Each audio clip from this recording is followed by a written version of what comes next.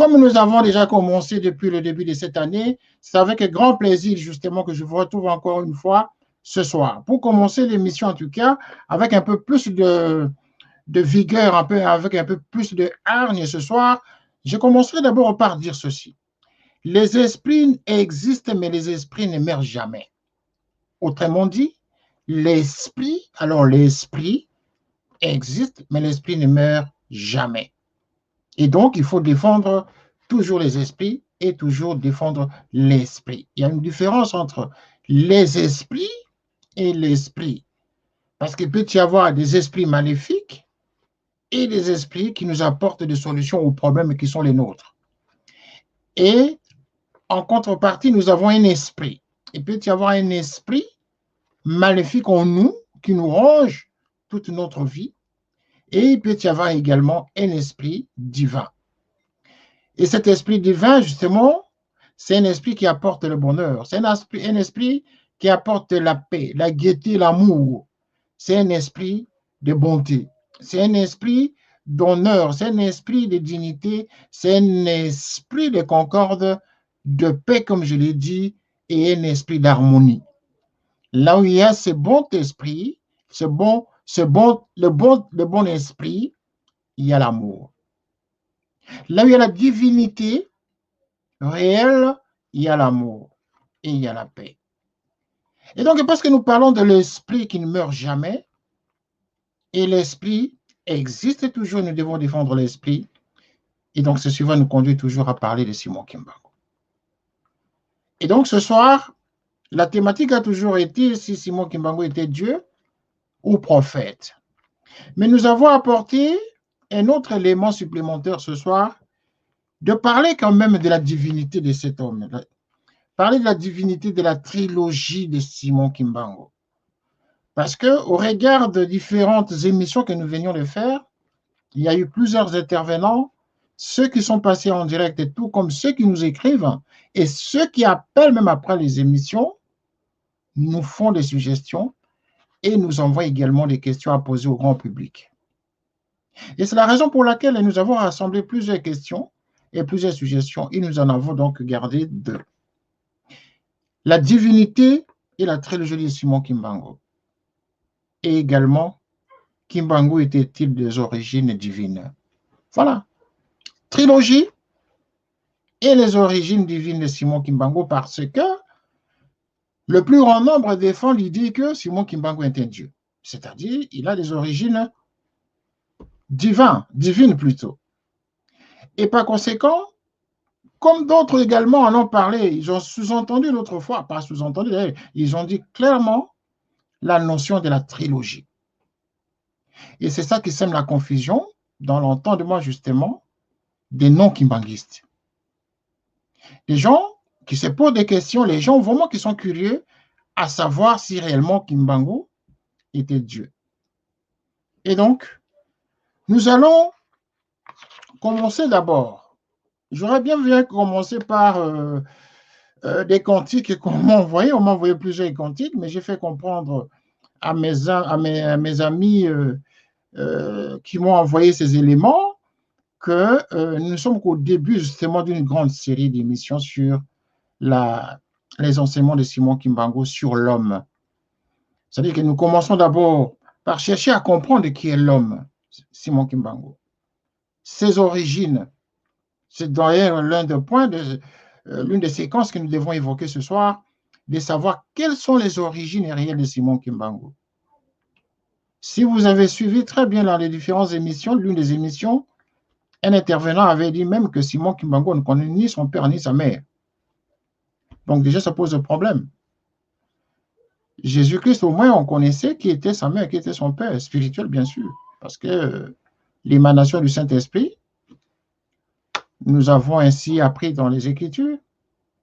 Mais Simon Kimbangu, quand même, dit qu'on ne connaît ni son père, ni sa mère, et que c'est un phénomène, et qui vient sur Terre comme ça, d'une manière miraculeuse, sans qu'on sache, ne fût-ce que ses origines, ça pose un problème. Donc, cette question renvoie à l'intervenant qui avait parlé de cela, parce qu'il y a des milliers de gens qui suivent cette émission, croyez-moi, et franchement, je suis quand même très surpris une grande surprise de constater que en si peu de temps, cette émission est en train de monter en puissance par rapport au nombre de gens qui nous écrivent, au nombre de gens qui observent d'abord la manière dont nous conduisons cette émission et qui vont s'identifier par la suite. Voilà ce qu'ils nous disent ici. Donc, j'ai toujours expliqué que, bon, moi, je ne suis pas kimbangiste, je suis journaliste, je suis philosophe, psychologue et auteur, écrivain. C'est tout. Moi, je ne suis pas kimbangiste, je ne suis pas religieux. Par contre, il est question pour tout intellectuel de se poser des questions sur les questions qui l'environnent, les questions qui le gouvernent. Et c'est la raison pour laquelle cette antenne, justement, est destinée à la réflexion. C'est d'ailleurs le sens du sujet même de notre émission. Donc, une émission de réflexion sur des problèmes liés à nos traditions, les us et coutumes et à la divinité africaine.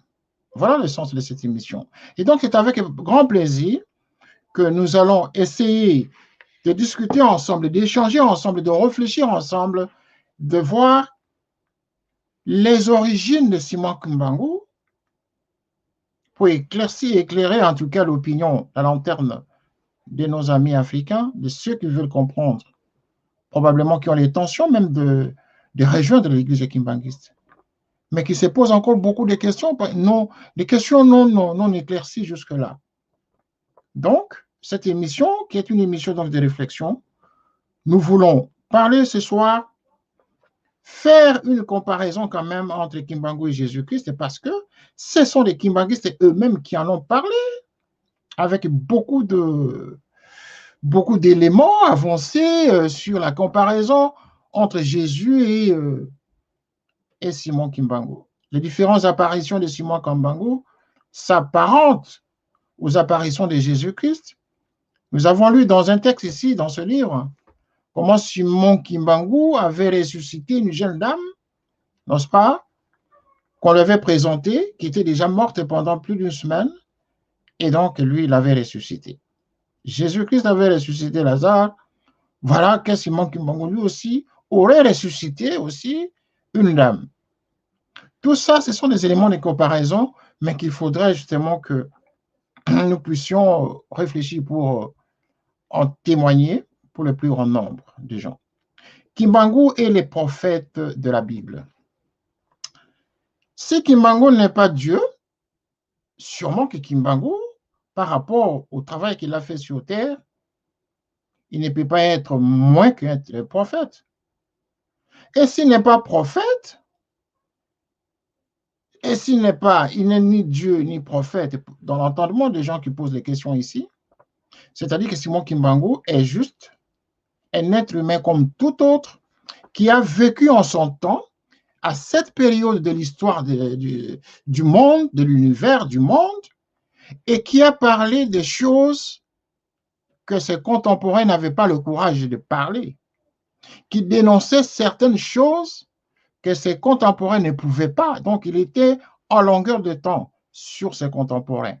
Et donc, ce décalage de temps par rapport aux actes qu'il posait pouvait facilement l'élever socialement et spirituellement par rapport aux gens avec lesquels il vivait.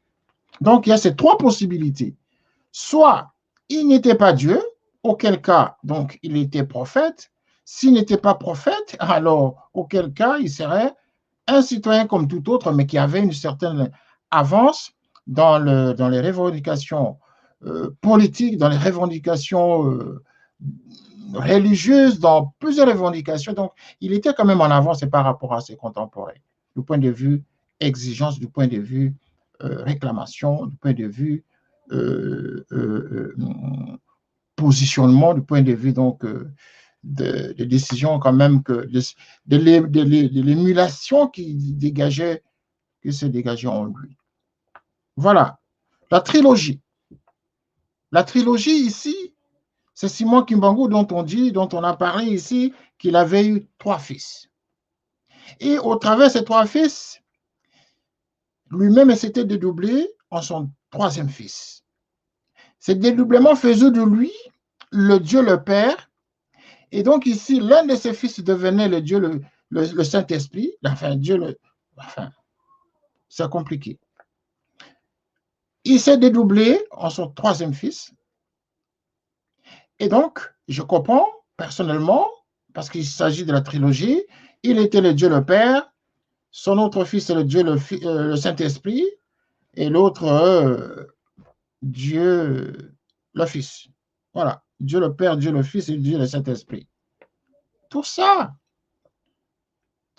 est-ce que c'est facile vraiment de comprendre aujourd'hui pour un peuple qui a été assujetti pendant des siècles, qui a été formaté dans une autre croyance qui n'était pas la sienne. Et donc Simon Kimbangu avait combattu justement.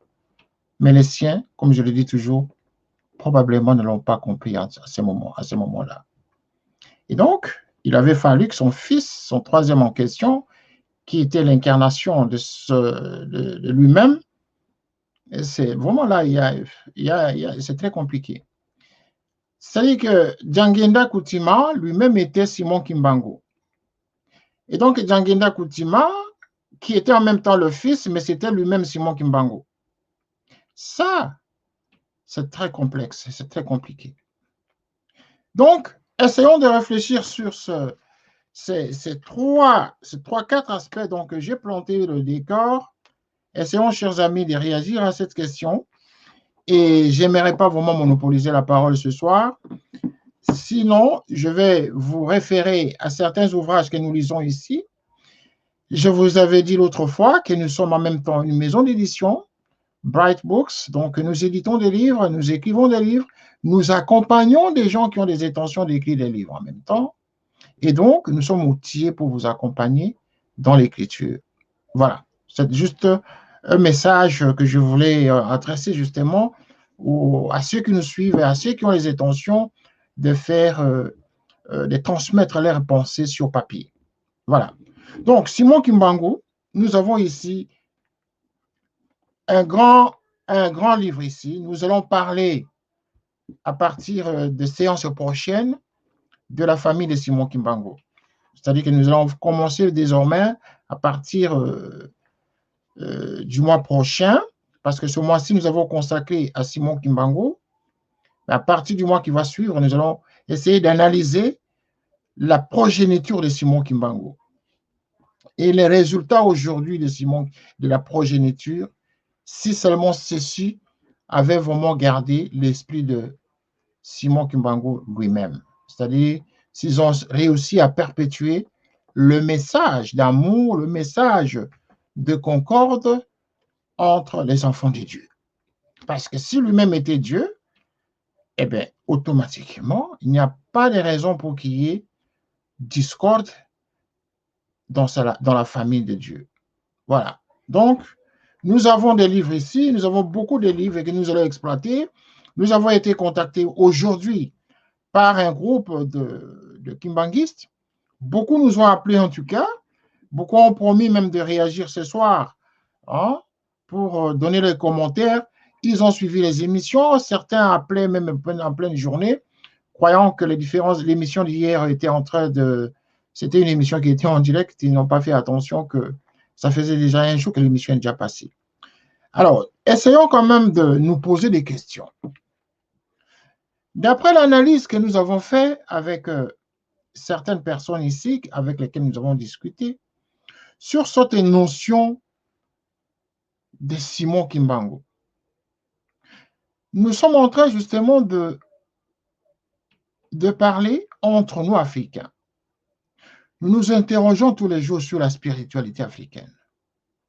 Mais il est vrai que si nous ne défendons pas notre propre spiritualité, celle-ci ne va jamais dépasser les frontières. Je l'ai déjà dit une fois en disant que nous devons sortir du silence. Nous devons défendre ce qui nous appartient.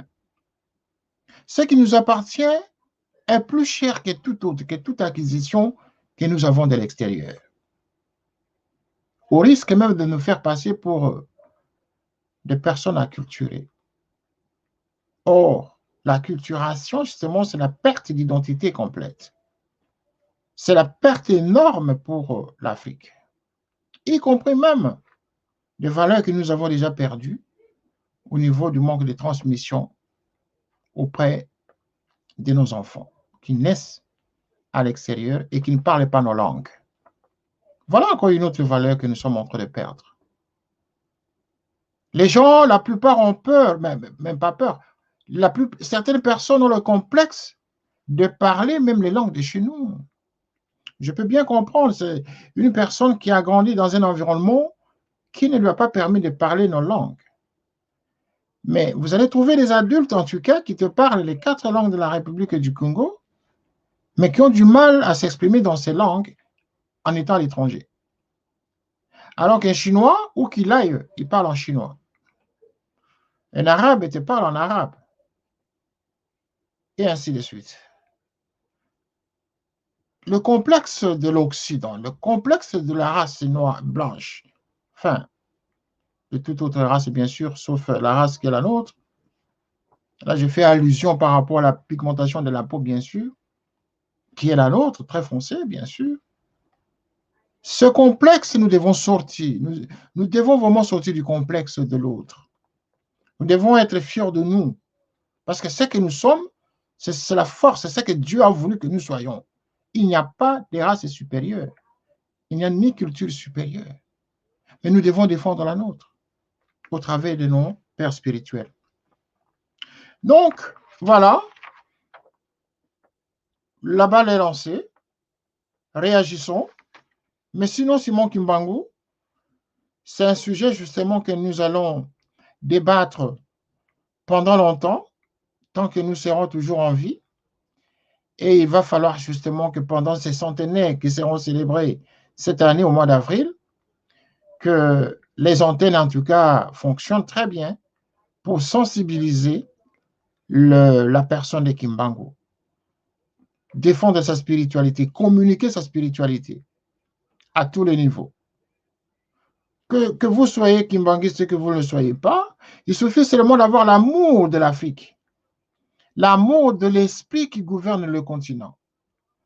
Tout celui qui a fait des recherches anthropologiques ou qui est entré très en profondeur dans l'histoire archéologique ou qui a fait l'histoire profonde du continent devrait normalement et nécessairement s'intéresser à ce qui se passe dans la spiritualité africaine. Parce que quelque chose nous échappe. Quelque chose nous a été volé et nous le savons.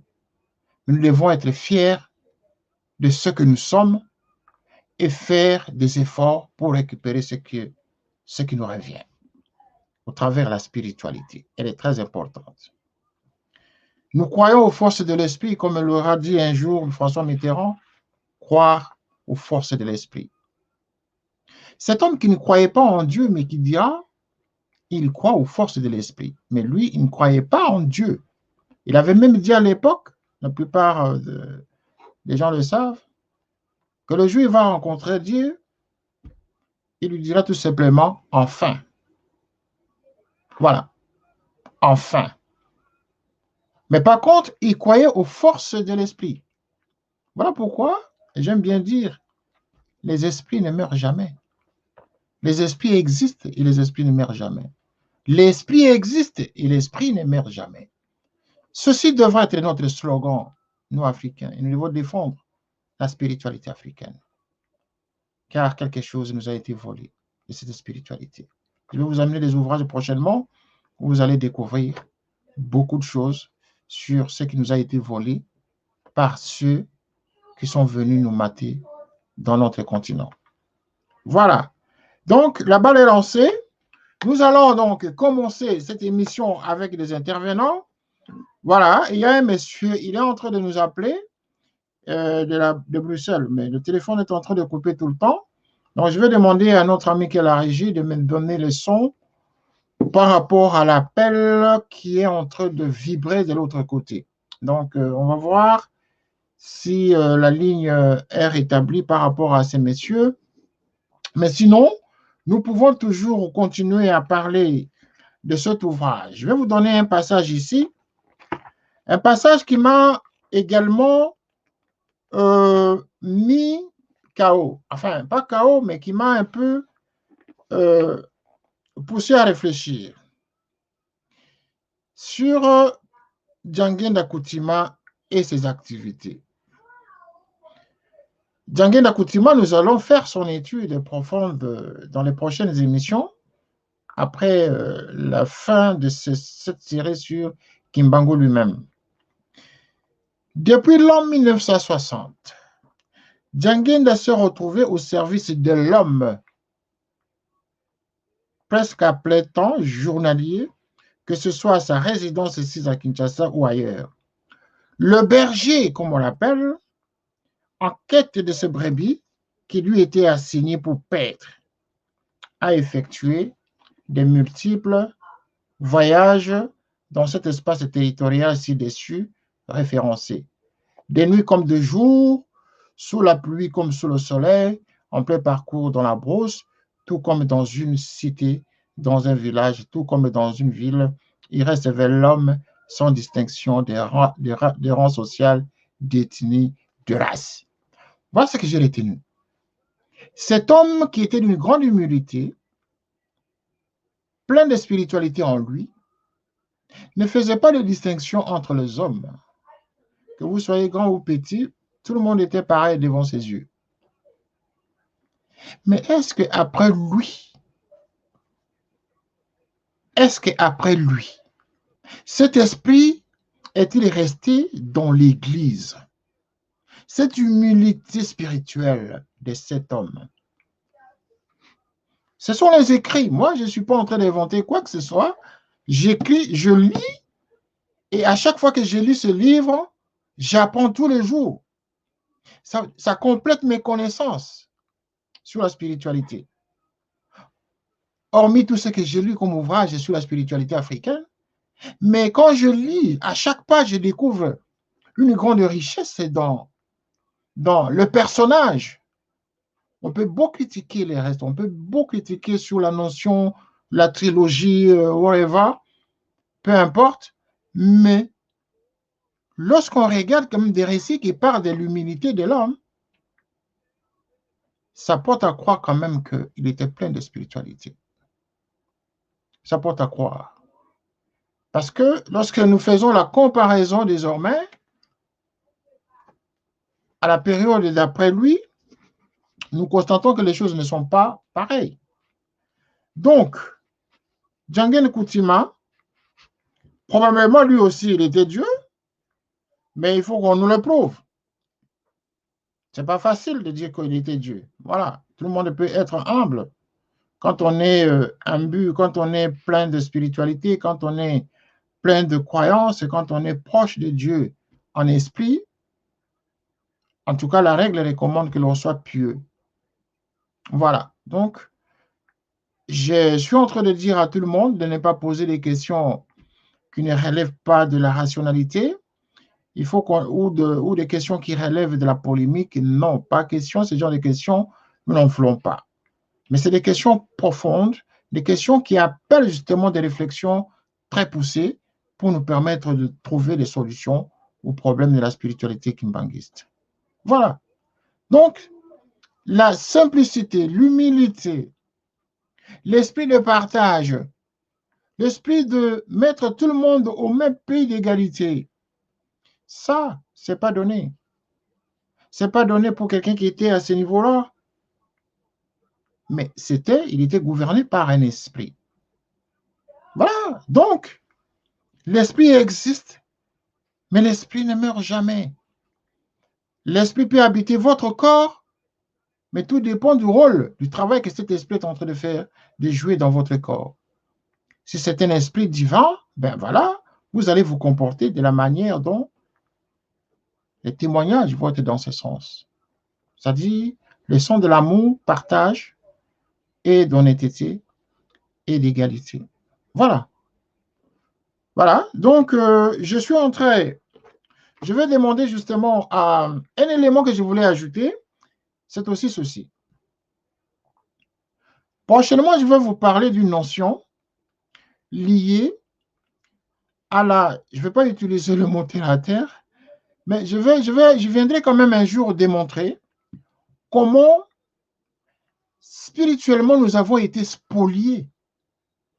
Comment la spiritualité africaine a été spoliée de manière brutale et voulue. Il y a des textes pour ça. Voilà pourquoi la notion de la lecture dont nous avons fait appel hier, où nous avons demandé aux gens de s'intéresser à la lecture. Faisons campagne pour que les gens s'intéressent à la lecture. Faisons campagne pour que nous arrivions justement à nous intéresser à ces choses profondes. Parce que la vérité se cache dans les écrits. Essayons de lire et lisons suffisamment. Récupérons cette culture d'antan. Nous étions en train de lire à l'époque. On nous apprenait à lire à l'école primaire, secondaire, jusqu'au niveau de l'université. Mais aujourd'hui, nous avons du mal à lire. Nous devons réapprendre cette notion-là parce que les Blancs savent que nous n'avons pas la culture de la lecture. Voilà. Et c'est ça le problème. C'est ça le problème. Je me demande si un livre pareil, tous les kimbanguistes l'ont lu. Et pourtant, moi qui ne suis pas kimbanguiste, c'est que je suis en train de lire, chaque jour je me dis, mais attends, c'est pas normal. Pourquoi moi je n'ai pas connu ça avant quand j'étais encore plus jeune? Probablement j'aurais été kimbanguiste parce que là, des révélations que moi je découvre tous les jours, eh bien écoutez, moi j'apprends tous les jours là. Et ça me rapproche encore un peu plus vers la spiritualité dont je suis toujours fidèle. C'est-à-dire la spiritualité africaine. Car c'est celle-là qui fonde justement l'Afrique et qui protège les Africains. Voilà. Donc, je vais lire, voilà, nous avons quand même plusieurs messages déjà. Hein, nos amis ne veulent pas appeler, préfèrent écrire. Alors, j'ai ici une réaction. Non, on a 4 réactions déjà. La première qui me dit ceci.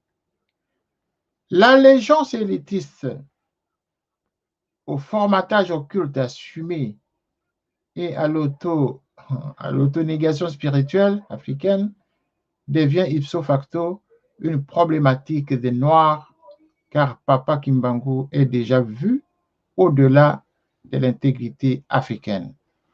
Ben, appelez pour nous expliquer, appelez pour expliquer à ceux qui ne lisent pas avec moi ici ce message. L'antenne est ouverte, c'est à vous d'appeler et puis vous réagissez. Je peux vous donner 2-3 minutes pour expliquer à nos amis. Voilà. Deuxième message ici, il y a Madame Pascaline. Madame Pascaline dit ceci. Voilà, la notion de la trilogie. Voilà, ça c'est une notion que nous pouvons mettre un peu en veilleuse parce que ça va appeler des polémiques. Pour rien, alors que l'église kimbanguiste est déjà pleine de problèmes. Avant les centenaires, il y a beaucoup de problèmes. Évoquer la question de la trilogie, ça risquerait de susciter d'autres tensions. Bon, ça c'est votre point de vue, madame, mais je répète et je le redis, cette émission n'est pas une émission à polémique. Cette émission, c'est une émission bon enfant. C'est une émission de réflexion pour partager les connaissances, partager nos différentes expériences, partager nos différents sentiments par rapport à la compréhension de cette notion spirituelle. Voilà pourquoi nous nous saisissons toujours des ouvrages, nous saisissons des livres justement pour faire des analyses et pour réfléchir. Donc, on n'est pas ici en train de critiquer qui que ce soit, mais nous voulons tout simplement réfléchir pour élever l'Église de Dieu, pour récupérer cette spiritualité perdue. Perdue, justement, même au sein de l'Église kimbanguiste, est perdue par ceux, justement, qui étaient dedans, mais qui sont sortis, et également impossible de récupérer ceux qui ne connaissent pas parce qu'il y a un problème à l'intérieur. Donc, on n'est pas en train d'attaquer, mais nous sommes en train juste de réfléchir pour éclairer le peuple de Dieu. Si Kimbangu était Dieu, donc nous devons éclairer son peuple. Nous devons attaquer là où ça fait mal. nous devons justement dénoncer là où ça fait mal. Parce que si Kimbangu était Dieu, croyez-moi, madame, Kimbangu n'était pas venu pour sa famille. Non. Il n'était pas venu ni pour son fils, ni pour sa femme, ni pour ses enfants, ni pour sa progéniture, et encore moins, ni pour son village. C'est-à-dire que Simon Kimbangu, s'il est Dieu, alors il est venu pour l'humanité. Et s'il est venu pour l'humanité, il n'y a pas lieu de dire, ne dites pas ceci, évitons ceci, parce que ça va apporter des frictions. Non, pas question. Au contraire, si moi j'étais kimbanguiste et si aujourd'hui je deviens kimbanguiste et que je suis imprégné de la pensée, de l'enseignement, de la spiritualité, que je sens en moi que c'est là la vérité, vous n'allez pas m'empêcher d'aller défendre la spiritualité qui gouverne mon esprit. Ah non. Donc, s'il était venu pour le peuple, enfin, s'il était venu pour l'humanité, c'est que Simon Kimbangu n'appartient pas à une nation. Non, il est venu pour l'humanité alors. Alors, si votre réaction se ramenait justement Simon Kimbangu en termes de Monsieur Tout-le-Monde, d'un évangéliste, d'un prophète qui peut, bon, à son temps, il a prophétisé des choses. Ça s'arrête là, mais pas l'élever au niveau de Dieu. C'est vous qui le réduisez déjà là. Voilà le problème. Donc, essayons quand nous réagissons en lisant très bien entre les lignes parce qu'ici, nous réfléchissons. Voilà. Donc, troisième texte que nous avons ici. Alors, mais c'est Jacques. Jacques écrit de Luxembourg. Voilà, Luxembourg. Il dit, Monsieur René Kitoko, merci, je suis en train de vous suivre. Je suis vraiment très attentif là. Je pourrais réagir la semaine prochaine, que je regarde d'abord les différentes émissions que vous avez postées dans votre chaîne. Voilà, donc, voilà, merci. Merci, messieurs, continuez à regarder. Voilà. Nous avons juste commencé ce programme il n'y a pas très longtemps, juste au début du mois. Et donc, nous continuons justement chaque soir à évoquer le cas de Simon Kimbangu pour justement redresser l'image et la pensée de cet homme qui est venu sur ce monde, mais que le monde n'a pas reconnu. Et que son message s'étiole de plus en plus jusqu'à créer justement des confusions au sein des membres, de ceux qui ont suivi justement, qui ont encadré ces enseignements. Autre chose, voilà. Le troisième message ici me dit ceci. Simon Kimbangu, comme Jésus-Christ, il n'a pas laissé de chrétiens et Simon Kimbangu n'a pas laissé de kimbanguistes. Quand il est mort, il n'a pas laissé une église. Jésus-Christ, quand il était mort, n'avait pas laissé d'église. Ce sont les followers, enfin, ce sont les disciples qui ont, pour perpétuer leur mémoire, leurs souvenirs, leurs enseignements, qui ont créé justement ces églises en faisant des religions. Voilà. Là, il est en train de m'expliquer en disant, pour comparer Jésus, parce que nous avons évoqué la question de Jésus, la comparaison Jésus-Kimbangu, là, monsieur est en train de dire, effectivement, que Jésus-Christ, quand il était mort, il n'avait pas laissé de chrétiens ni d'église. Simon Kimbangu, autant, quand il était mort, il n'avait pas laissé d'église ni de kimbanguistes. Ce sont les disciples qui ont formé, qui ont créé justement les assemblées en faisant des religions. Or, tout ce qui est religion devient l'opium du peuple. La religion est l'opium du peuple, dit-on. Vous le savez. Karl Marx l'avait démontré. Et quand on vit au quotidien dans les différents assemblées, on constate effectivement que Karl Marx n'avait pas tout à fait tort. Donc, sortons de religion, mais parlons de spiritualité. Trouvons une formule qui plaise à Dieu. Trouvons le mot juste pour que nous puissions nous approcher de Dieu. Voilà, madame. Donc, c'est un peu ça, comme ça que je comprends, en entendant justement la réaction de ceux qui pourraient nous appeler ce soir. Par contre, nous allons essayer voilà, nous sommes en train de rater quand même des appels. Le monsieur, mon garde de la régie, doit me transférer les appels. Nous avons plusieurs appels que nous ratons parce qu'en même temps, je suis en train de vous parler et en même temps, on me signale des appels Et ce n'est pas évident de répondre pendant que je suis avancé dans donner quelques argumentations sur des sujets aussi importants. Alors, nous avons reçu ici 2 messages hier. Alors, je vais vous lire les 2 messages. Nous avons reçu un message qui venait de notre ami des États-Unis. Notre ami des États-Unis, vous le savez bien, nous avons parlé de lui.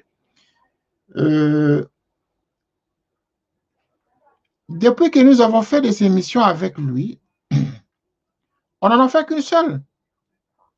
Mais une émission qui est allée très loin. Et il a reçu, au moment où je vous parle, de réaction de Kinshasa. Je ne vous en dirai pas plus. Depuis que nous avons fait l'émission avec notre ami des États-Unis, les émissions sont allées jusqu'à Kinshasa et Kinshasa même nous regarde maintenant, me dit-il, et il a reçu des réactions par rapport à la requête qu'il avait formulée pour Nkamba, lui qui n'est pas kimbanguiste. Je me pose la question, pour le vrai kimbanguiste, est-ce qu'il y en a qui ont posé l'acte que notre frère non kimbanguiste aux États-Unis est en train de poser, la récolte des fonds? Et croyez-moi, même en Kamba, ils ont été très touchés d'apprendre qu'un non-kimbanguiste est en train de mobiliser des fonds pour venir au centenaire. Donc, je ne pourrais pas vous lire tout le texte, mais croyez-moi, il se passe des choses qu'il faudrait vraiment que les gens qui parlent de Kimbangu prennent les choses au sérieux. Il faut prendre les choses au sérieux parce que le comportement de certaines personnes est en train justement d'étouffer la vérité. Et cette vérité qu'ils sont en train d'étouffer, enfin, je ne suis pas en train de pointer qui que ce soit, mais je suis en train de dire des choses en général, parce que ce passe des choses que nous connaissons quand même. Je pense que même Simon Kimbangu, là où il est, dans sa divinité, quand il regarde comment les gens se comportent en son nom, eh bien, je pense qu'au dernier jour, chacun va payer son prix. Parce qu'on ne peut pas, comme ça, poser des actes irresponsables pour que lui, le divin, vous laisse faire jusqu'au dernier jour. Il y aura un moment où chacun paiera en tout cas ses péchés. Voilà. Alors, voilà, nous avons plusieurs réactions déjà maintenant. Nous avons, voilà, Madame Jacqueline, elle appelle d'où? Voilà, Côte d'Ivoire. Elle dit, je suis ivoirienne. Je suis ivoirienne et je suis à Bruxelles, je vous suis. Merci beaucoup. J'ai 2 amis qui sont des kimbanguistes, qui sont des Ivoiriens comme moi, mais ce sont des kimbanguistes. Mais pendant que vous en parlez, maintenant, je découvre que c'est un sujet très sérieux. Voilà.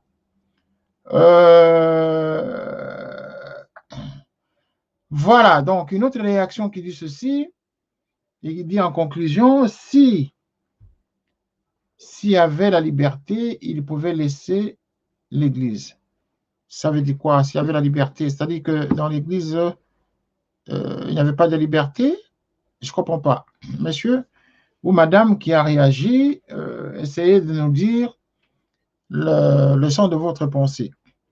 Voilà, nous sommes en train de filer. Il va nous rester 10 minutes d'émission. Et en ces 10 minutes d'émission, je vous laisse l'antenne. Réagissez. S'il n'y a pas de réaction, alors nous allons demander à la régie de nous envoyer un 10 secondes comme ça pour nous permettre de relancer un élément qui pourrait nous permettre de revenir. À tout à l'heure.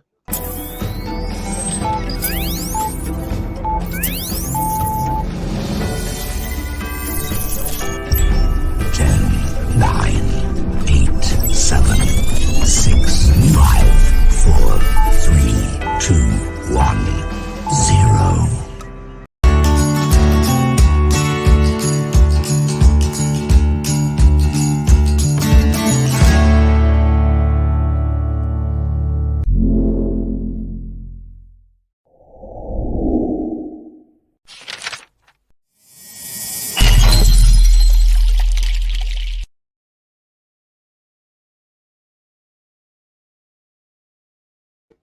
Voilà, ça c'est une bonne annonce de notre client justement qui est intéressé au travail que nous faisons, qui nous envoie déjà des éléments à mettre pour sa publicité. Donc, nous accompagnons ce genre d'activités justement dans notre chaîne.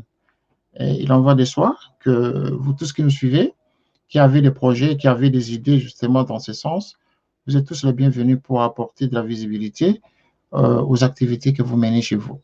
Voilà. Donc, on ne parle pas que de la spiritualité, on peut parler aussi business, on peut parler politique et tout autre sujet. Mais cette étrange est destinée justement à la réflexion sur la spiritualité. Et donc, cette semaine, ce mois, nous l'avons consacré justement pour Simon Kimbangu. Voilà. Donc, nous avons deux réactions encore. Nous avons deux réactions encore ici. Monsieur Adler. Monsieur Adler. Il dit quoi? Mais voilà, il dit ceci. Simon Kimbangu a bel et bien existé. Il n'y a pas de doute là-dessus. Sauf que ce sont ceux qui ont mal interprété donc son enseignement, qui sont en train justement de mettre les bâtons dans les roues aux autres. Bon, ça c'est un point de vue. Hein. Oui, j'accepte vraiment la première partie de sa réaction, Simon Kimbangu a bel et bien existé. Et donc, le reste par rapport aux bâtons dans les roues, bon, nous ne sommes pas encore y arrivés. Il faut qu'on ait un peu plus d'informations là-dessus. Voilà. Et je pense que nous allons finir vraiment l'émission. Je pense que nous avons dit ce qu'il fallait dire. Nous avons essayé de parler de la trilogie. Ma pensée, c'était celle-là. J'aurais aimé que le plus grand nombre de gens réagissent pour apporter leur réflexion sur la notion de la trilogie de Simon Kimbangu. Ne vous gênez pas, il faut réagir. Cette tranche est une tranche de réflexion, est une tranche où les gens s'échangent, et ce n'est pas une tranche à polémique. C'est une tranche où nous poussons le débat de réflexion un peu plus avancé. Voilà. Donc, nous allons ainsi clôturer l'émission. Nous avons atteint déjà presque le double du timing imparti. Et donc, voilà, il y a une réaction qui arrive encore. Alors, ici, nous avons Madame Janine Mbo. Voilà, pendant ce temps, il y a un appel qui arrive. Voilà, un instant. Oui, bonsoir. Bonsoir. Bonsoir, monsieur. Oui, c'est monsieur Mayunga Djinda. Oui, avec plaisir, monsieur. Oui, en fait, bon, je voulais présenter toutes mes excuses. Hein. Il ne faudrait pas qu'il y ait une sorte, en fait, d'accaparation, c'est-à-dire comme si on monopolisait la parole et tout. Mais je voulais quand même apporter quelques précisions. Parce que, en fait, là, vous parlez d'un concept.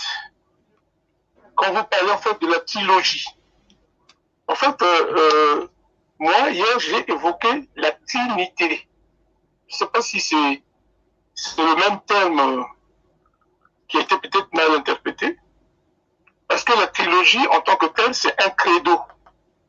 Donc, le credo qui est l'amour, le commandement, en fait, les commandements et le travail. Où repose, ou bien sur lesquels repose, en fait, donc c'est le socle de la morale kimbanguiste. Ça, c'est la trilogie, on appelle ça. Mais par contre, en fait, la Trinité, c'est pour parler de la couronne céleste, ou le personnage des êtres de la couronne céleste. Je ne sais pas si c'est un peu dans ce sens que vous avez voulu parler de la trilogie, je ne sais pas. Bon, allez-y, hein, apportez l'élément que vous trouvez le mieux. Bon, ben, moi, je voulais juste faire un petit rectificatif. Hier, quand j'ai parlé, quand j'ai fait mon intervention, en fait, je parlais de la période de la Première Guerre mondiale, donc l'an 1914. Mais quand je parlais, c'est tellement que je parlais très vite, je parlais plus en fait de 2014, alors que c'était 1914. Enfin, c'est juste un petit rectificatif. Bon, tout à l'heure, vous avez parlé en fait des origines de Simon Kimbangu. Simon Kimbangu, c'est vrai, comme on l'a dit, bon, c'est un phénomène, hein, vu d'une façon ou d'une autre, ou bien en analysant, ou en rentrant en profondeur dans ce qu'il a eu à faire, bon, on découvrira beaucoup de choses. Mais il faut aller doucement, petit à petit, parce que si les gens sont intéressés, si les gens voudraient avoir un certain nombre d'éléments pour arriver à comprendre ou à se positionner par rapport à Simon Kimbangu, parce que, comme je l'ai dit hein, depuis ces deux jours, que parler de Dieu, c'est quelque chose de très délicat. Parce que là où il y a Dieu, ça je le dis, les grands attributs de Dieu, c'est l'omniprésence, l'omnipotence, l'omniscience. Alors, là, pour parler des origines en fait, de Simon Kimbangu, il faudrait se dire une chose. L'Afrique a été colonisée. Et dans cette colonisation, nous le savons que, on ne reviendra pas là-dessus, que la vie est partie de l'Afrique. Donc nous n'allons pas découvrir la vie, parce que la vie est partie de chez nous. Oui. Mais à un moment donné, avec tout ce qu'il y a eu, parce que là-dedans, il y a eu le péché originel, les conséquences du péché originel, les migrations qu'il y a eu, du lieu de la création, le berceau, après avoir commis le péché originel, Adam et Ève avaient été chassés en quelque sorte. Et ils sont allés à l'errance. Donc, ils sont allés errer à travers le monde partout. Ils sont partis et se sont éloignés en fait de leur berceau de la création. Et il y a eu beaucoup de choses qui se sont passées. Et quand il y a eu la récupération de tout ça, bon, l'Afrique a connu et a subi ce que nous connaissons. Et nous savons que l'arrivée des colons, c'est pas seulement en 1800 que les découvertes ont été faites, ou bien c'est pas parce qu'il y a eu une balkanisation, ou bien la conférence de Berlin, mais bien avant, par exemple, il y a eu une première évangélisation qui est partie du 15e siècle, dans les années 1491, quand, par exemple, l'explorateur Diego Cao est parti du Portugal pour le royaume Congo, et là, il a trouvé le Mani-Congo, qui était le roi, et les gens ont eu à faire une découverte. Ils ont dit, mais ces gens qu'on cherchait, les vrais juifs, je dis bien les vrais juifs, mais on les a trouvés. Et tout ce qu'ils ont voulu faire, ils ont voulu les coloniser. Et à ce moment-là, les missionnaires sont venus. Il y avait des franciscains, des joannites, les jésuites, ils sont arrivés. Et après, ils ont analysé. Et tout de suite, ils ont cherché à détourner le royaume Congo. Ils ont voulu apporter un baptême au roi et apporter en fait la culture à la civilisation ou de la civilisation occidentale. Parce qu'il fallait maintenant tout faire pour les déconnecter de leurs racines. Et de là, bon, il s'est passé beaucoup de choses. Bon, il y a eu un temps, par exemple, où il y a eu la prophétesse Donna Betty, donc Kimpa Vita, qui a eu un message, et c'est même elle qui a prédit la venue ultérieure ou future de Simon Kimbangu. Et en son époque, les gens invoquaient Simon Kimbangu, comme je l'ai dit avant-hier. Essayons, moi, vous avez, franchement, je suis d'accord avec vous, excusez-moi de vous interrompre pour que nous allions vraiment dans le concret, parce que j'ai évoqué beaucoup de sujets ce soir, et ces sujets que moi j'ai évoqués tout à l'heure, ce sont des sujets qui viennent des gens comme vous et moi, hein, qui n'ont pas probablement la possibilité d'appeler pendant l'émission ou qui ne sont pas assez courageux d'appeler comme vous appelez, parce que ce n'est pas tout le monde qui peut avoir le courage d'appeler, mais ils écrivent vraiment. Là, j'ai beaucoup de messages qui tombent. Essayons d'abord de répondre aux questions qui sont simples. Est-ce que Simon Kimbangu, par exemple, la question de savoir les origines de Simon Kimbangu, par exemple, je crois que c'est vous-même qui avez dit hier que Simon Kimbangu, on ne connaît pas ses parents. Et vous avez même dit... Non, on ne peut pas dire ça justement parce que, en fait, c'est parti de très loin. Ce que je voulais dire, quand il y a eu ce mouvement syncrétique, les syncrétistes et les messianiques, donc qui, en vulgarité ou en langue vernaculière, en langue locale, Bunza, des maçonnistes, des paganistes, des prophétiques. Bon, ces gens-là, en fait, à un moment donné, se sont inspirés de Simon Kimbangu. Et ils ont eu à interpréter un certain nombre de choses parce qu'eux aussi voulaient se faire une certaine envergure, une certaine popularité. Ils ont fait de la récupération. Et ces gens-là, bon, il y en a qui parlent de Mfumu Kimbangu, qui parlent de Papa Kimbangu et tout ça. Et les gens qui ont voulu mystifier, parce que chez eux, bon, on fait l'exorcisme, on fait des cultes des démons, des ancêtres et tout ça. Alors, à un moment donné, ils ont voulu s'emparer de Simon Kimbangu. Et ils ont voulu montrer le côté mystique de Simon Kimbangu. Peut-être, je ne sais pas si c'est le côté spirituel qu'ils ont voulu montrer, le mystique de Simon Kimbangu. Est-ce qu'il avait des parents, Simon Kimbangu? Il n'est pas venu. Excusez-moi, est-ce qu'il avait des parents, Simon Kimbangu? Oui, c'est ce que je veux dire. Simon Kimbangu a bien eu des parents. Il est né d'un père et d'une mère. Le père s'appelait Kouyela. Et la maman s'appelait Louise. Voilà. Donc, à un moment donné, la maman est décédée. Et c'est sa tante Kinzembo qui a pris en charge Kimbangu. Donc ça, si vous voulez, je peux vous donner même toute la généalogie depuis le 14e siècle jusqu'au 20e siècle de Simon Kimbangu. La généalogie. Donc remonter de façon ascendante vers les parents, donc voilà, l'intériorité. Donc si vous en voulez, un jour je peux vous en donner. Donc Simon Kimbangu a bel et bien eu un père, Kouyela, et une mère, Louise. Voilà, là je réponds déjà à la question. Voilà. Il n'est pas sorti comme ça du néant, ou bien non. Ça c'est ce que nous détenons. Oui, c'est justement parce que quelqu'un voulait... Les enfants de Simon Kimbangu, c'est par eux qu'on a connu Simon Kimbangu.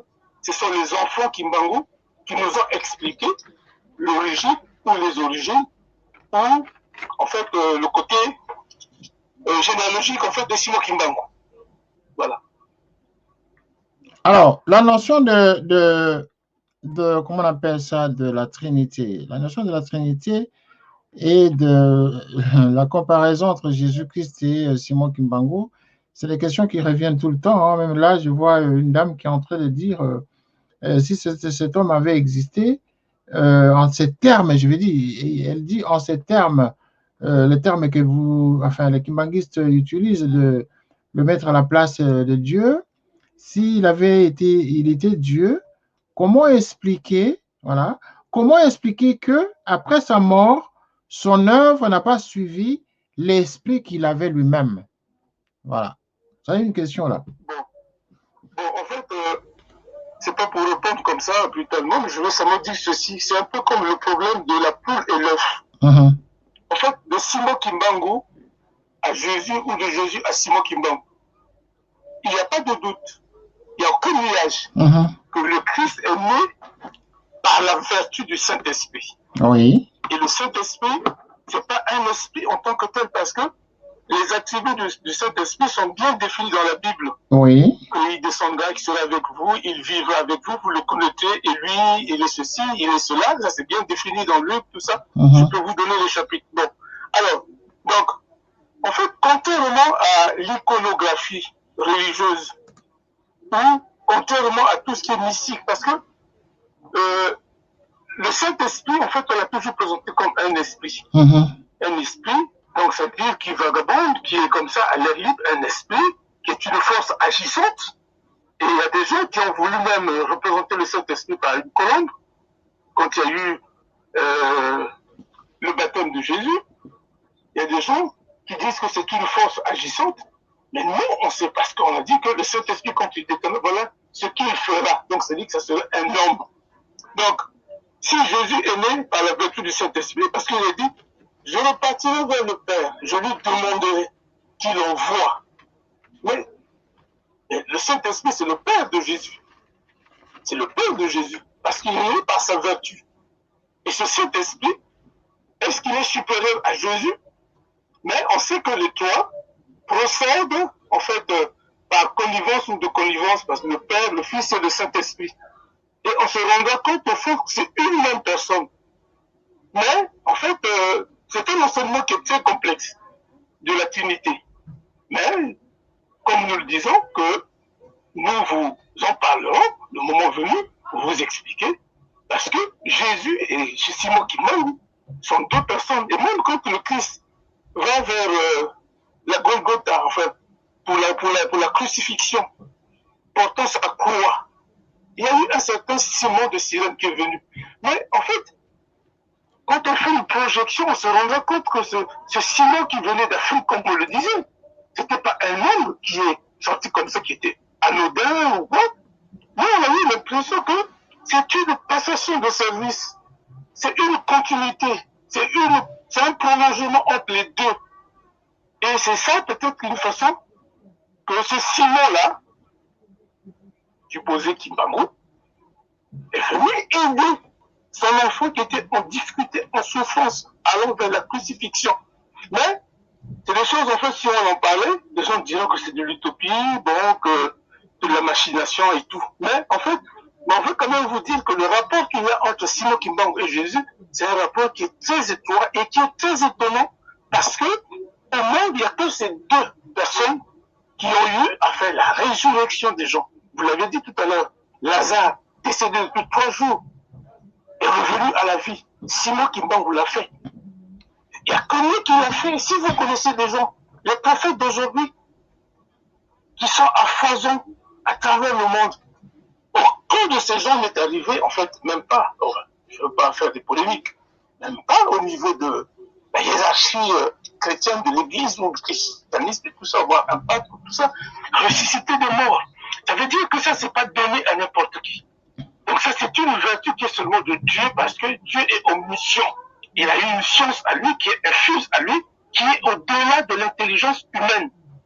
Donc, je peux dire qu'en fait, Simon Kimbangu, c'est pour ça que j'insiste beaucoup sur l'omniprésence, omnipotence, omniscience. Parce que c'est là qu'il faut comprendre que dans ces trois choses, Simon Kimbangu s'en est illustré de façon extraordinaire et étonnante, en fait. Donc, je peux dire en un mot, pour ne pas chercher un superlatif.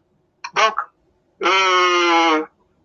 le rapport donc, de Simon Kimbangu à Jésus vient de le voir, que voilà, Kimbangu, je demande d'aller avec mon troupeau parce que voilà, les gens deviennent fidèles et tout ça. Bon.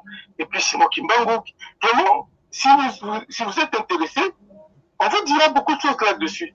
Mais comme on l'a dit, que Paris n'a pas été conçu en un jour, en un seul jour, on ne peut pas aujourd'hui donner même à l'enfant qui vient de naître, parce que là, on est encore en cours d'initiation, on vient de commencer les émissions sur Simon Kimbangu, on ne va pas commencer à sortir le grand jeu, dire des choses étonnantes, parce que là, déjà, la notion de l'activité, déjà, risque de perturber les gens, alors que c'est une réalité qui est vivable. Bon, donc, il faudrait qu'on procède, en fait, par étapes. Voilà. Et à chaque étape, s'il y a des questions, et nous, on s'engagera à répondre en fait à toutes ces questions. Si on veut des appuis, des références, on en mettra à disposition des gens.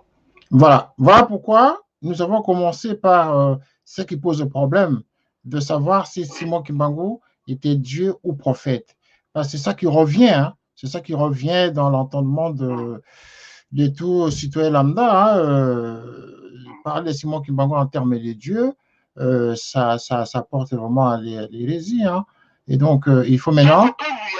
Sans aucun nuage, Jésus est au-delà. Parce que, hier, même le monsieur Fefo, quand il a parlé, il a dit...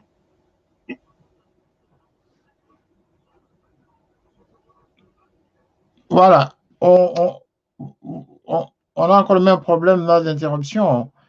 Voilà, oui. Oui, je disais qu'en fait...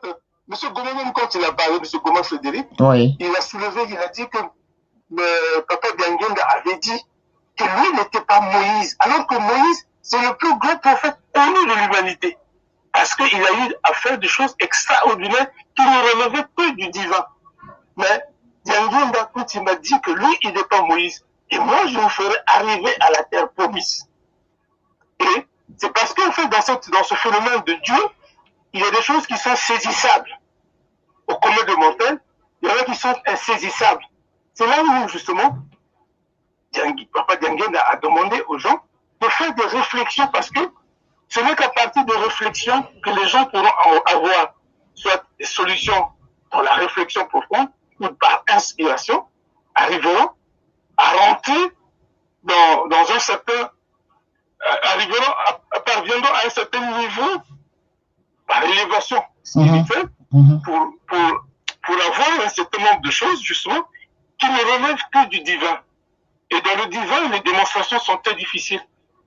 C'est ça qui est embêtant. Donc, quand on en parle, bon, les gens, c'est une question de foi, hein. Soit ils acceptent, soit ils n'acceptent pas, et ils sont libres, en fait, de toute façon. D'accord. Mais c'est une réalité qui est vivante. Et je reviens encore, chez l'Africain, le véritable problème qu'il a, c'est l'aliénation. Voilà, c'est l'aliénation. Quand on parle de quelque chose qui touche à des plus hauts niveaux ou sphères de Dieu, les gens commencent à dire que non, non, parce que Dieu simplement que Adam et Ève étaient morts. Disent quand même des gens, non, non, non, ça c'est des polémiques, on n'en veut pas et tout ça. Mais non, mais nous pouvons faire des démonstrations justement. Et la fois passée, je vous l'ai dit que c'est pas accident chromosomique que les autres races sont arrivées au monde. Parce que c'est un problème de mélanine, c'est un problème de chromosome, c'est un problème d'ADN mitochondrial. Voilà. Voilà. Merci en tout cas. Vous avez apporté des éclaircissements à votre connaissance. En tout cas, merci beaucoup. Vous avez réussi à éclairer probablement ceux qui ont posé ce genre de questions, cette question-là. Et les questions, il y en a beaucoup. Et essayons de donner la chance aux autres qui sont en train de tenter de nous appeler pour réagir avant la fin de l'émission. Merci en tout cas, M. Djanguenda, et à demain, si c'est possible, si vous aurez toujours le temps de réagir. Voilà, avec plaisir en tout cas. Voilà, merci. Bonne soirée. Voilà, donc voilà, vous avez entendu, hein, ici nous avons encore plusieurs réactions. On a plusieurs réactions et puis on a aussi voilà, 6 appels que nous avons ratés là. Et bon, il nous reste combien de temps? Il nous reste 5 minutes d'émission. Nous ne saurons pas en tout cas prendre tout le monde. Et je vais vous recommander en tout cas de nous envoyer vos questions comme les autres le font ici. Et ceux qui en ont fait la nuit dernière, hein, nous avons reçu plusieurs questions après l'émission jusqu'au matin. Beaucoup de gens ont appelé justement de partout pour donner des suggestions. Nous avons reçu d'ailleurs 3 dames. Il y a 3 dames en tout cas qui nous ont appelé. Une d'elles est kimbanguiste. Elle chevauche en fait. Celle-là, elle chevauche entre être kimbanguiste ou ne pas être kimbanguiste, parce que dans sa manière de parler, j'ai compris qu'elle hésitait à dire certaines choses et qu'elle avait beaucoup de choses à dire, mais elle ne voulait pas s'exposer non plus, parce que c'est le terme qu'elle avait utilisé. Elle ne voulait pas s'exposer, mais ce que j'avais retenu, c'est qu'elle était kimbanguiste, mais elle n'est plus kimbanguiste. Donc, vous comprenez la notion de chevauchement là. Elle est mécontente de beaucoup de choses qui font que elle est en conflit intellectuel, elle est en conflit dans son intérieur, dans sa conscience. C'est-à-dire qu'elle est un peu dégoûtée de certaines choses. Voilà les mots. Parce que j'ai pu noter quand même les mots-clés dans sa réaction, dans sa manière de parler. Elle était vraiment dégoûtée de beaucoup de choses, mais elle était kimbanguiste. Ses parents sont kimbanguistes. Sa mère était décédée, même sa mère était décédée kimbanguiste. Son père est vivant, son père est kimbanguiste. Mais elle aussi, elle est kimbanguiste, mais elle n'est plus kimbanguiste. Mais elle est attachée au kimbanguisme, mais elle est déçue par certains comportements. C'est là qu'elle a même dit, elle a enchaîné en disant, s'il y avait l'Esprit de Dieu, il n'y aurait pas eu cela. S'il y avait l'Esprit de Dieu, je n'aurais pas connu le conflit intérieur que j'ai aujourd'hui par rapport au regard que j'ai des kimbanguistes aujourd'hui. Voilà. Elle n'a pas été plus long, mais elle m'a dit qu'elle va rappeler encore, je crois, demain, pour m'en parler un peu plus. Donc, on a eu beaucoup de réactions qui convergent vers, comment on appelle, vers un souci de redresser les choses, un souci de changer les choses. Donc, nous allons quand même nous y atteler, nous allons chercher à savoir plus tard qu'est-ce qui ne va pas et commencer probablement à approcher les protagonistes pour qu'il y ait l'harmonie dans la spiritualité de Simon Kimbangu. Si Simon Kimbangu est Dieu, eh bien, les disciples doivent respecter la spiritualité divine. C'est ça.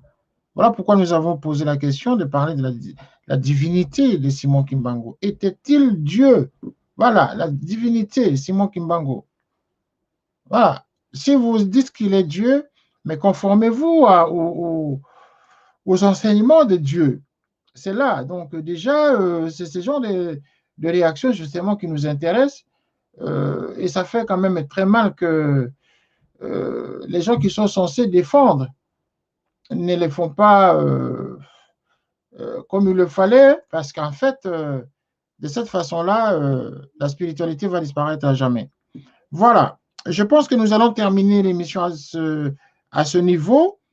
Nous avons plusieurs appels qui tombent, ben, je peux pas, je dois désamorcer l'émission parce que nous avons maintenant atteint l'heure qu'il fallait. Bon, je vais quand même réagir. Je vais quand même lire deux messages. Deux messages. Nous avons 8 messages ici. Je vais prendre 2 au hasard. Alors, c'est une demoiselle qui écrit de la Suède. Voilà, elle est en Suède. Et elle dit, Monsieur René, merci. Je suis en train de vous suivre, sauf que je vois que le monsieur qui vient de parler tout à l'heure, il défend un camp. Enfin, je ne sais pas, il défend un camp, qu'est-ce que ça veut dire? Il n'avance, il ne donne pas un peu plus de détails sur la notion de la Trinité. Bon, madame, nous avons dit que nous allons en parler plus tard. C'était juste une introduction à cette notion de la Trinité qui s'apparente à la Trinité de Jésus-Christ, enfin Dieu le Père, le Fils et le Saint-Esprit, qui est accolé aussi à l'église kimbanguiste avec le Fils, le Père et le Saint-Esprit. Ben voilà, le monsieur qui a parlé, il reviendra un jour, quelqu'un d'autre viendra justement nous donner un peu plus de détails là-dessus. Voilà, je pense que nous allons répondre en tout cas aux 2 autres qui écrivent là. On a encore 2, 3, 4, 5, 6, 7, 8, 9, 10, 11 messages. Donc, je ne peux pas lire tout ça, nous sommes à la fin de l'émission. Et tout ce que moi je peux vous dire, tout ce que moi je peux donner comme réaction en tout cas, je n'ai pas le droit de donner un commentaire quelconque, ni pour l'un ni pour l'autre. Je prends position juste de modérateur, modérer le sujet et faire parler justement les différentes parties par rapport aux questions qui nous tombent tous les jours à notre service de rédaction. Tout ce que moi je peux dire est que les esprits existent, mais les esprits ne meurent jamais. Et l'esprit existe, mais l'esprit ne meurt jamais. Tout dépend de l'esprit qui nous gouverne. Tout dépend de l'esprit qui est en nous. Si c'est un esprit d'amour, alors nous allons vivre dans l'amour. Si c'est un esprit de discorde, alors les œuvres vont parler, c'est-à-dire l'esprit de discorde va régner. Mais maintenant, la question, c'est de savoir, est-ce que l'esprit de Simon Kimbangu règne dans son église? C'est la question. Si lui, il est divin, mais est-ce qu'il est fatigué dans sa divinité à inspirer ceux qui gèrent son église pour transmettre cette onction de divinité, pour qu'il y ait l'harmonie? Parce qu'il y a beaucoup de souffrances intérieures. Il y a beaucoup de blessures intérieures parmi beaucoup d'entre eux. Mais que l'esprit de Simon Kimbangu, en tout cas, revienne parmi eux pour qu'il y ait l'amour à jamais. Merci et à demain pour une nouvelle édition. Au revoir.